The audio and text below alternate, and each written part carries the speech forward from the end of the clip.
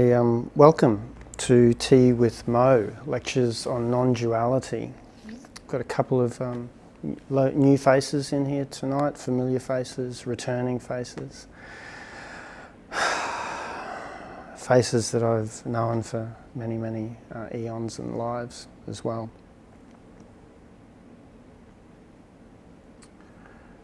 These lectures on non-duality really are, in essence, speaking from the perspective of oneness.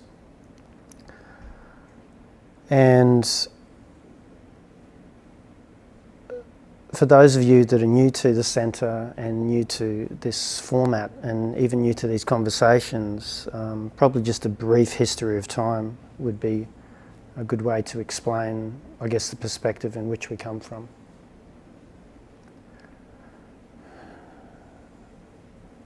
The conversations encompass the lens of seeing everything from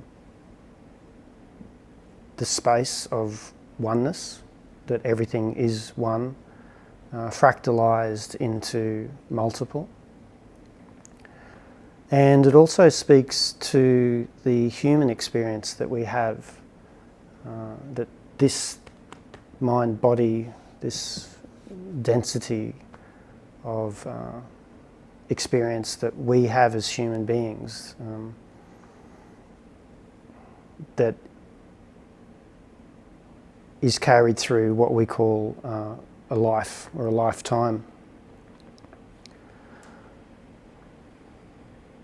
Having studied psychology through mental health nursing and Eastern philosophies, Taoism and Buddhism, even Sufism as well, and also looking at neuroscience, also looking at psychotherapy, also looking at quantum physics.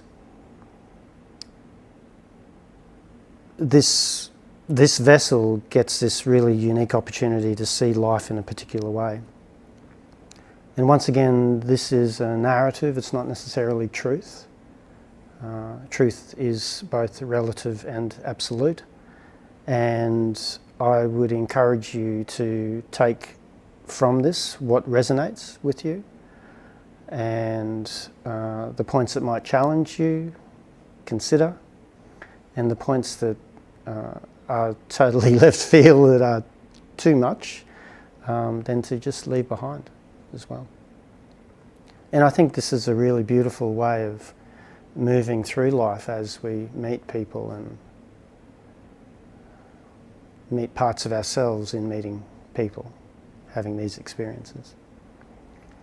So this concept of oneness would suggest that there's one prime creator, that it fractalizes itself into an infinite number. Even using the word infinite and number really don't describe what that is. Let's just to say one and many. So many parts of itself that we could, in a sense, give the name consciousness to. And we could even then suggest that there's a localized form of consciousness versus an unlocalized form of consciousness, being, from a physical perspective, what we see as the universe. And that this one prime creator, in getting to know itself, is the reason why it creates itself in many forms. So it can have its experience in many ways, which would then culminate to it knowing itself. So how does one know oneself? Maybe one would require an experience. And so that experience then is fractalized into the universe, the universes, the multiverses, through time and space, beyond space and time, and everything else that exists and doesn't exist as well too. So when we start to think of this concept of oneness and non-dualism, it's quite large and vast. It's way too large and vast for the mind to conceive and to even talk about. So there is an allowance in these conversations that we're just pointing at something. We're not actually describing it in its fullest. We've got these musings that this is what it could be, and yet in that what it could be then allows that to potentially exist. So when we look at this non-dual perspective, that means that, you know, both time and space and time can exist, coexist. That time is both linear, past, present, and future. Past could be that way, future could be that way, now is here. And past and present and future are also simultaneous. So you've got this beautiful coming back within itself and expanding out of itself as well too. It also allows the concept of multiple lives, reincarnation, that you are consciousness having a human experience this time.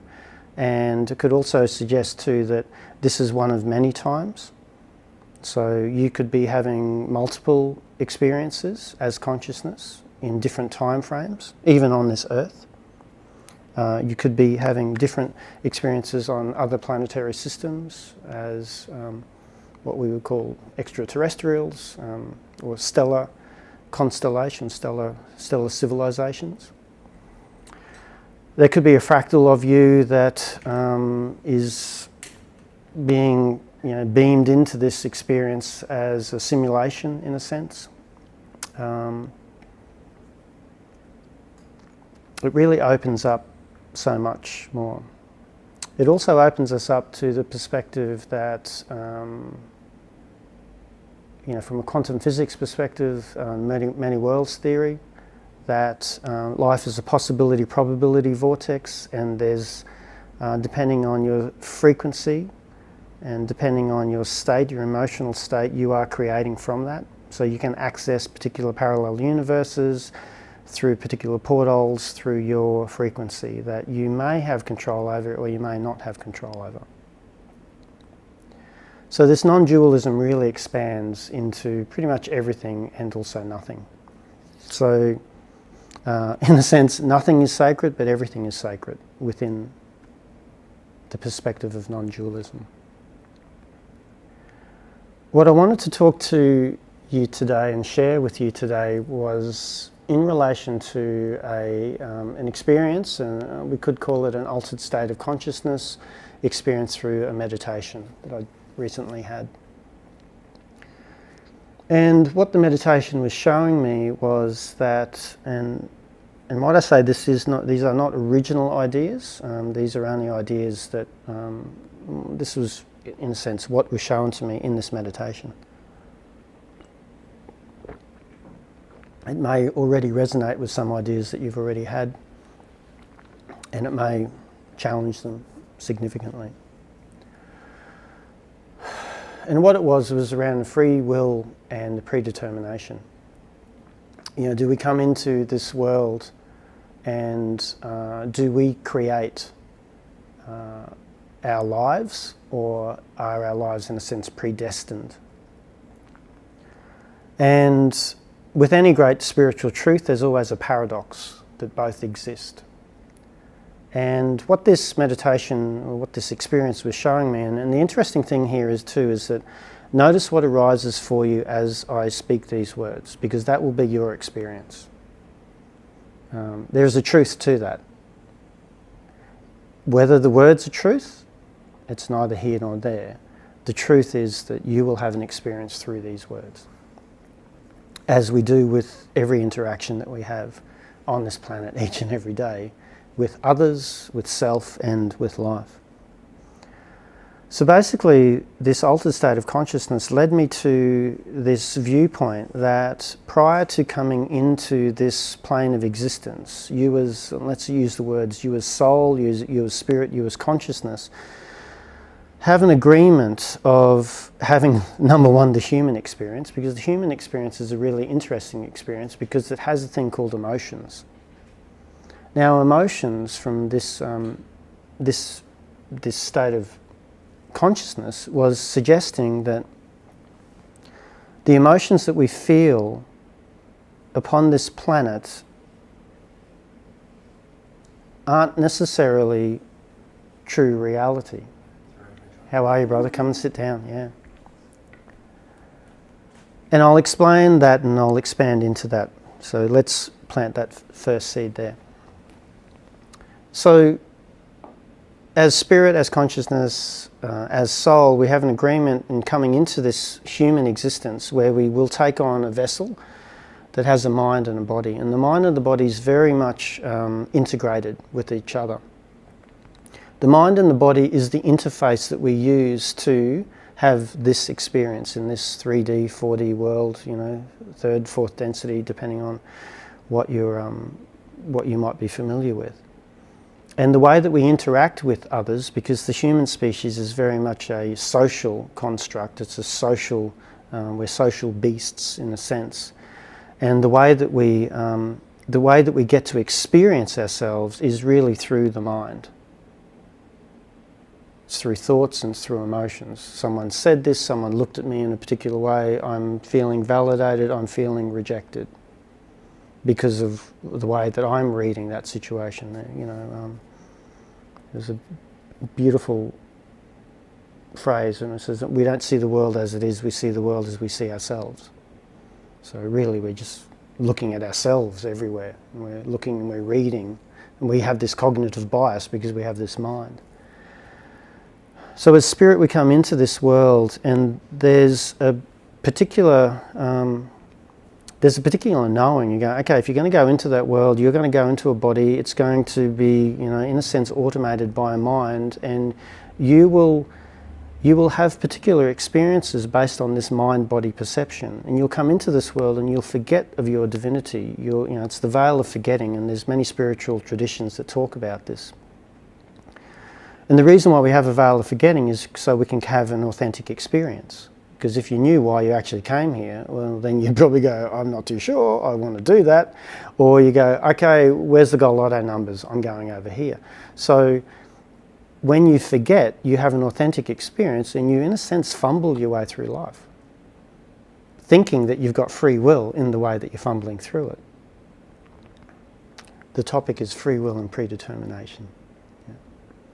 So what this meditation was saying, what this experience was saying is as we come into this world, because we've had many incarnations, so some of us are part of the human species, which are in a sense held to this framework, this human experience of life, death, and from the Buddhists they call it the Wheel of 84.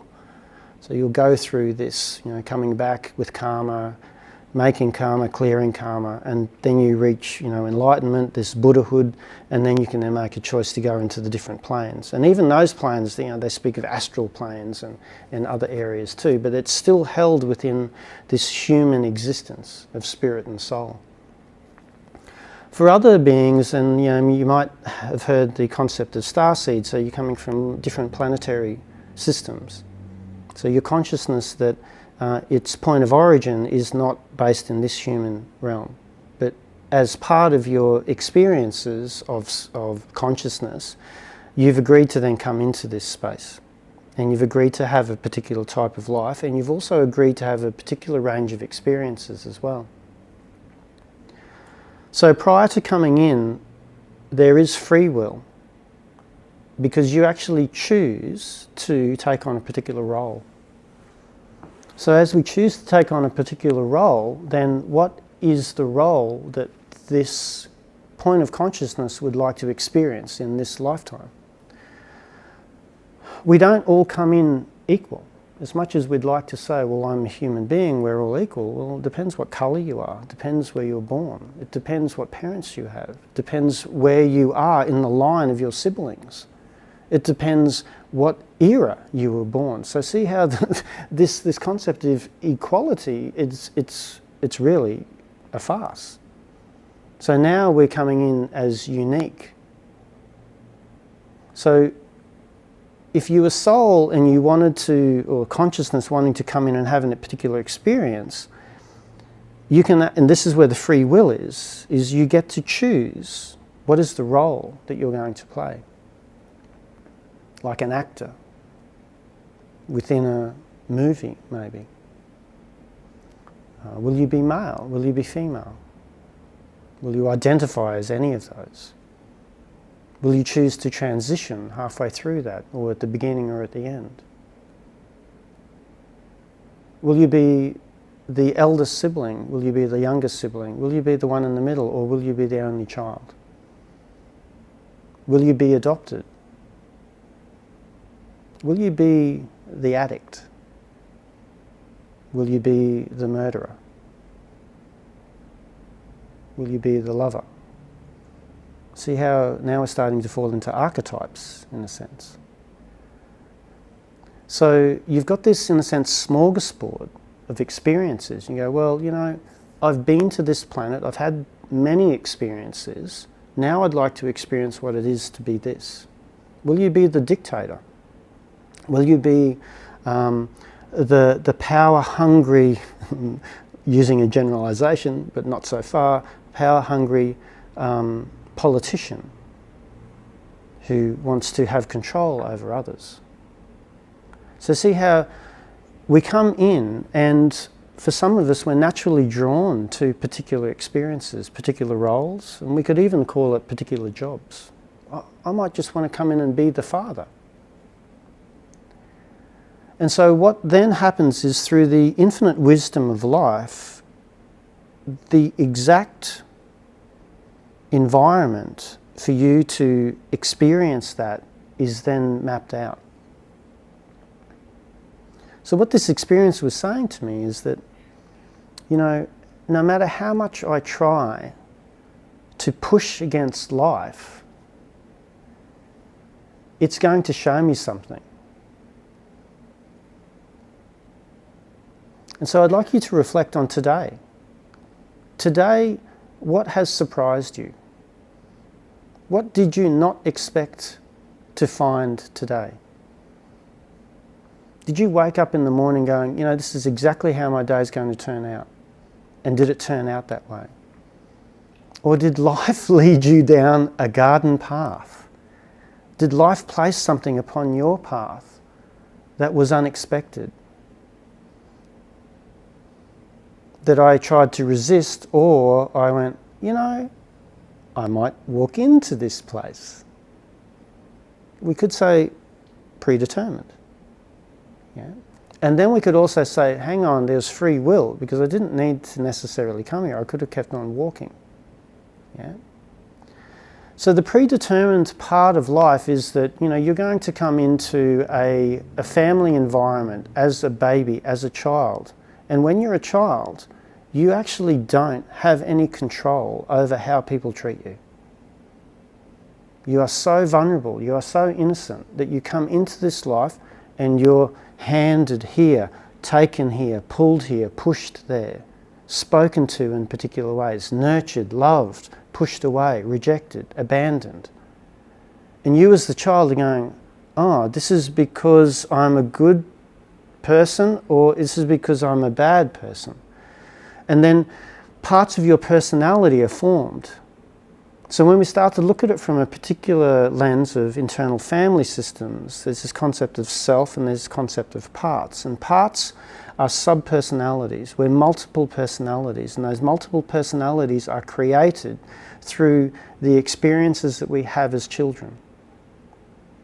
So and we know this from childhood development, that the first 1,000 days are extremely important.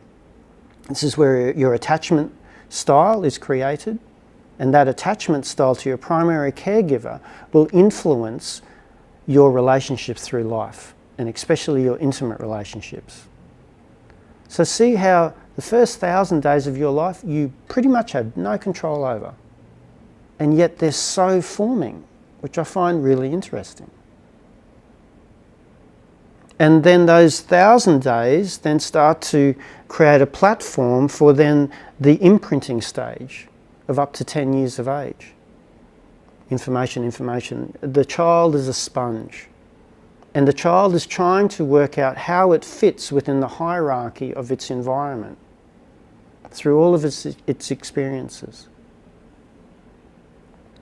So as it's doing that, it's also creating a self-concept. And that self-concept is what we would then potentially call the I or the ego, because that ego is then created to form protection of the self. And then we continue to move on through life, and we get drawn to particular areas. We meet particular people, things happen. And what I'd like to say, and from this experience, once again, this is my experience, sharing it with you, notice what arises for you as I say this, whether it resonates or whether it rubs, is that there's this predetermined position in life where we have agreed to play particular roles, because as soul, as consciousness, we're actually curious about this human experience. I wonder what it would like to be. I wonder what it would be like to be a dictator. I wonder what it would be like to be homeless. I wonder what it would be like to be a power-hungry politician. I wonder what it would be like to be a hippie. So, do you see what happens in this life? We go, oh, you know, if I had all the money in the world, or if I didn't have any of these, if I had all of the freedom, how would I like to live? Oh, maybe I'd like to go and live this way. So see how we naturally have that inherent curiosity and questioning even in this life. So imagine coming into this life as consciousness and really having that full smorgasbord to be able to choose from experiences. Then I'm choosing a role, and that role I'm actually, in a sense, guided to. You know, this is concept by the Buddhists, and they say life is living you. You don't live life. Life is living you. So when we're in alignment with how life is living you, and go, well, what do you mean life is living me? Well, the greater, you are a conduit of life. And maybe this way that life is living you is what you have asked for, how you have asked life to live you. And then the challenge comes when we go, hang on, I don't want to be that. I don't want to go there. I don't want to do that. And so then we start to create resistance. Now, the other thing that this experience was showing me, this meditation was showing me, was that movement is created through resistance. If I'm moving forward, there's a resistance within my muscles. If I want to stand up, I need to resist against the floor. I'm pushing against the floor. So movement comes from a resistance. Now let's look at that from an emotional perspective. When I resist life, movement is created, motion is created, and I can experience an emotion. The emotions that we experience are based on threat. I'm going to expand into that. There's a beautiful opening lines of A Course in Miracles, and it says, "Nothing real can be threatened. Nothing unreal exists. Therein lies the peace of God." So I'll say that again. Nothing real can be threatened. If you are experiencing a state from a non-threatening space, then you are experiencing the realness of what you are, the essence of you, the essence of self. Now I'm going to use the lens of internal family systems, where they talk about the 8 C's are the characteristics of your self-essence. Let's see if I can get them. So, calm, confident, compassionate, connected, clarity, creativity, got 2 more, courage and curiosity, thank you. Yeah. So these 8 C's, the only way that you can experience those is if you feel safe, if you are not threatened. I cannot be threatened and be calm at the same time. If I'm threatened, I'm going to find it really hard to be compassionate.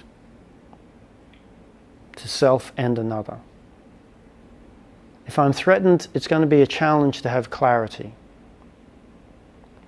So coming back to nothing real can be threatened. The 8 C's are suggesting the realness that you are. Nothing unreal exists. Therein lies the peace of God. Now there's this concept that this 3D existence is illusionary, but it's more so, it's the illusion of separation. Is this an illusion that I see, or you're not a min-min light that's just drifting on in? So when I experience an emotion other than those 8 C's, in a sense, what I am going to be experiencing is resistance. And that resistance is coming from a place of threat. And that place of threat is actually unreal, because remember, nothing real can be threatened, nothing unreal exists. So now we've got, this is where the illusionatory nature of this reality is. Not saying that if someone comes and punches you in the face, it's not real. It's more so, it's the illusion of separation, that I am separate to God, that I am separate to the prime creator, that I am separate to another. Because what's the opposite of separation? It's connectedness, that I am one, that you are another self. I can see the divinity within you. When we say namaste, I'm honouring the light within me because I see the light within you. I see you through the eyes of soul. And then I also see the defensive parts that sit around it, that may get reactive, that may feel as though I'm threatening you. Yeah. And this is the beautiful intertwining nature, and Ram Dass speaks of it in dual awareness of recognizing that you are consciousness having a human experience and also honouring the human experience, because the human experience allows us to feel emotion. That emotion is felt through resistance, because that is where movement is. And if I don't move, then I stagnate. And if I stagnate, then there is no growth.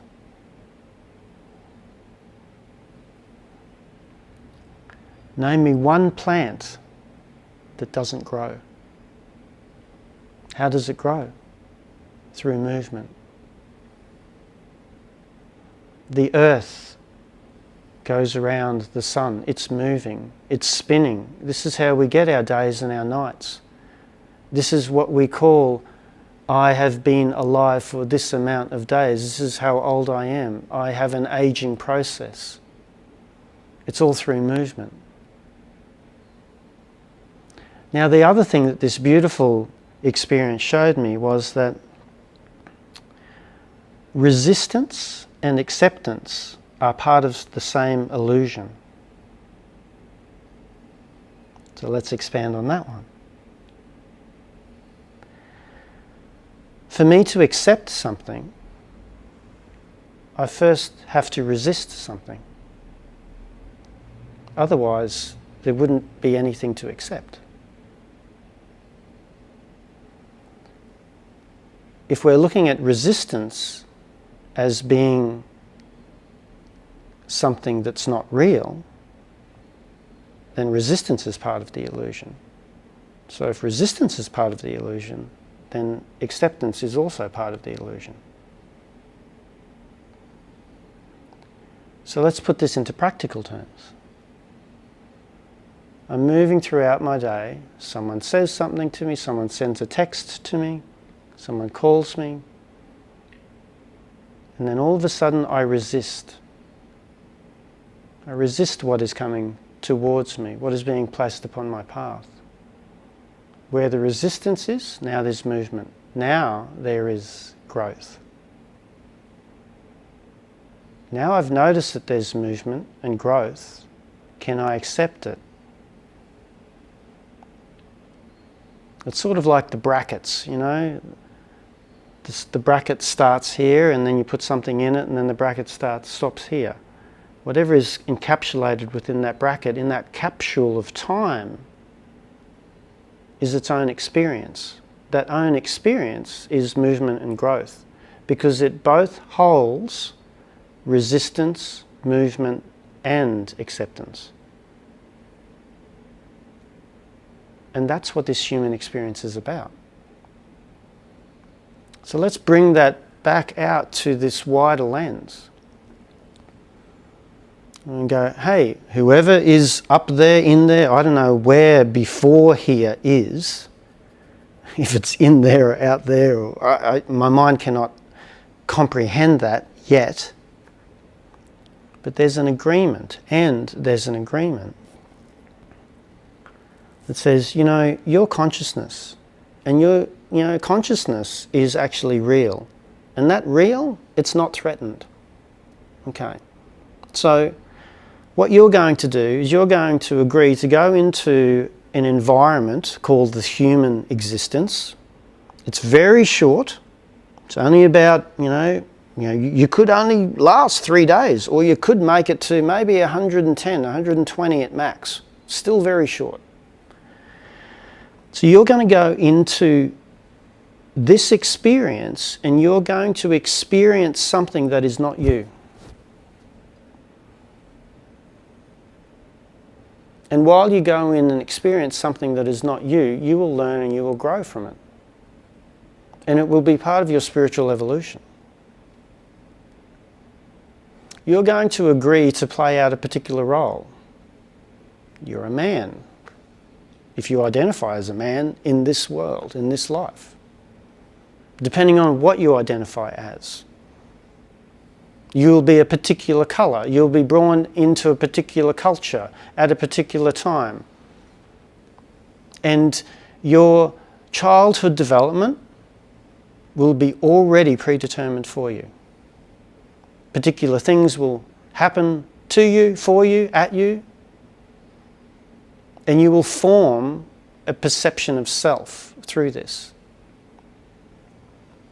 This perception of self that you will create will be based upon your mind and your body's understanding of the environment. And yet there will be this essence that continues to reside in you that's watching all of this.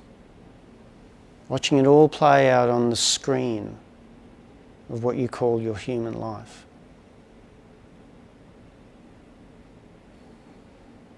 And you might even say to yourself, one day I'll awaken to what I've agreed upon. Because not everyone has agreed to awaken. Some people, or some consciousness, points of consciousness, will go, I'm just going to go in and I'm going to totally forget, I'm not going to wake up, and I'm just going to live this life, and this is my predetermined. I'll resist it where I can, and I'll flow with it where I can as well. And then I'll get to the end and I'll transition, I'll go back, whoa, that was a wild ride. Sign me up again. Others will go, hey, I've done this so many times, I want to awaken. There's a beautiful, and I'll see if I can find it and share it on our link for tonight. Ram Dass, he did a beautiful lecture back in the 60s, 70s, I think it might have been. And he spoke about the time, if we look at a clock, and he spoke about in the face of reincarnation. And then look, there's this really beautiful analogy that the Buddhists talk about, that they go, how many lifetimes have I had? And the way that they speak of how many lifetimes that you've had is that imagine there's a mountain, okay, and it takes an ox 6 days to walk the length of this mountain. So this is how big this mountain is, okay. So it's 6 days long, okay. So it takes 6 days to get from one side to the other, but it's also 6 miles high. Every 100 years, a sparrow flies across this mountain with a scarf in its mouth. And that scarf causes friction to rub away a part of the mountain. How long it takes for that mountain to be brought down to dust is how many lifetimes you've had. Such a beautiful way of expressing how many lifetimes you've had. Now, imagine, and the way that Ram Dass described it was that 12 o'clock was when the mountain was 6 miles high.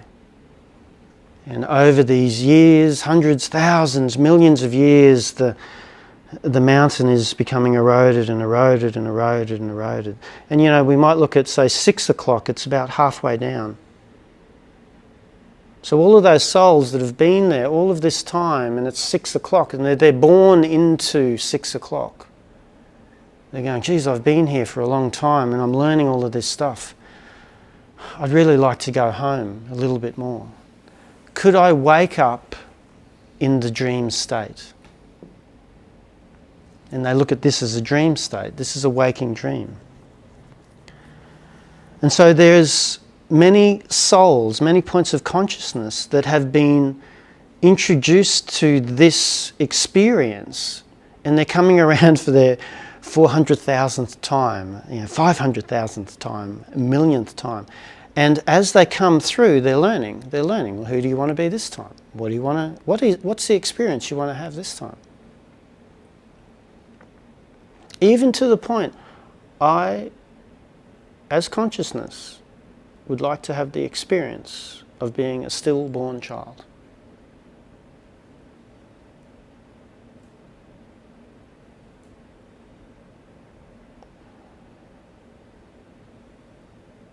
Can you see the honour in that?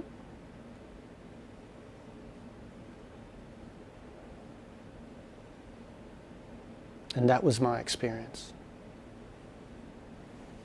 What will I do next?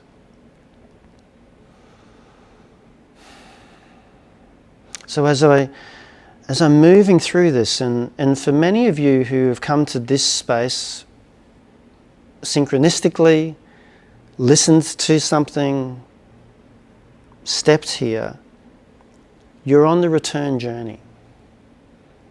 You've chosen to awaken in this lifetime. And maybe in awakening in this lifetime, you've also chosen to awaken to what your role that you decided to live in this lifetime was. Because each and every one of us, particularly from an IFS lens, has defensive mechanisms, has parts. Each and every one of us is not immune to shame and guilt. I believe that shame is a human experience.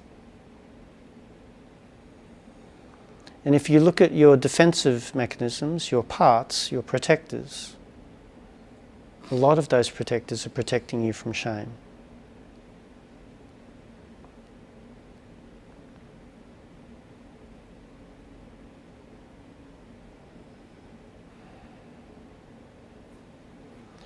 So upon the return journey, awakening in this lifetime,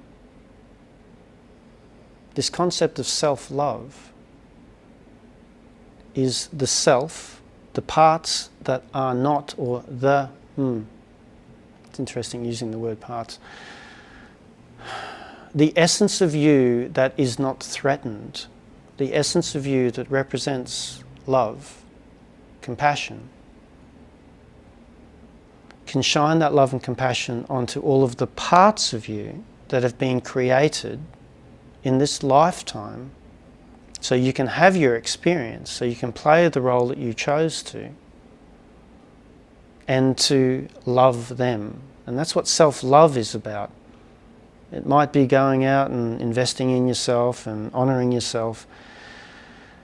And they're outward expressions and behaviours of that, and yet they come from an inward intention. So as you get to meet your parts, those parts that you try to push away, the parts that you may feel that, we want to hide from, it's about this self-energy, the essence of you, that is holding with great capacity of love. And then as you return, you can then return those parts back to you. You can reharmonize. Now, in saying that, if that's not part of your role, if that's not part of the role that you're going to play, then that's okay as well.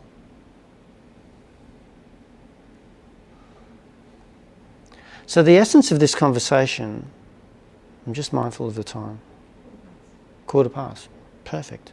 The essence of this conversation, before I then step into another small conversation, small conversations, is that maybe there's a predeterminism of what you are going to be. And when we say that, it's not this is the job that I'm going to hold. It's more so this is the range of frequency of emotions and self-concept that I have agreed upon experiencing within this lifetime. I have a beautiful friend who is constantly anxious and has quite significant neurosis. And I said to him, maybe that was the role that you came here to play. Maybe it was to be the anxious person. Maybe it was the person who had self-doubt. Do we need to try to get away from it? Now the beautiful opening that allows is that actually I'm resisting what I think I am. If I could just allow myself to be that, then I'm coming to see there's the acceptance. Ultimately, life is just saying to you, hey, we're going to place a shitload of things upon your path each and every day. You're going to try to resist it. The truth of the matter is that you actually have agreed to this being placed upon your path. When you try to resist it, you create movement. Where there's movement, there's growth, and then we then come to an acceptance of it. So really, when we look at our days, just notice what's placed upon your path, notice what you're resisting. When you start to resist it, notice that there's growth and there's movement because there's motion and emotion. And then, can you come to an acceptance of it? Because both resisting life and accepting of life are part of the same encapsulated experience. And just try that as a lens over the next couple of days. You go, wonder what's happening today.